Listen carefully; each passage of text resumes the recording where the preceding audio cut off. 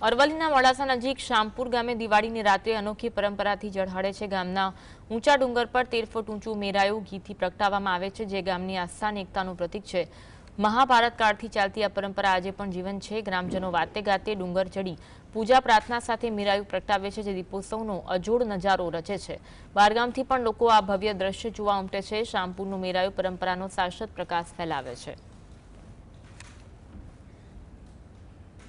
આધુનિક યુગમાં જ્યારે આપણે બધા દેવ દિવાળી તેમજ દિવાળીના તહેવારોમાં મેરાયું શબ્દ ભૂલી ગયા છે, ત્યારે અમારા ગ્રામજનો તેમજ આજુબાજુના યુવાનો દ્વારા આ મેરાયાને પ્રગટાવવામાં આવે છે અને સતત 15 દિવસ અખંડ આ મેરાયું રાત દિવસ પ્રજ્વલિત રહે છે। આજુબાજુના લોકો આ મેરાયાના દર્શન કરી અને પોતાની દિવાળી ઉજવે છે।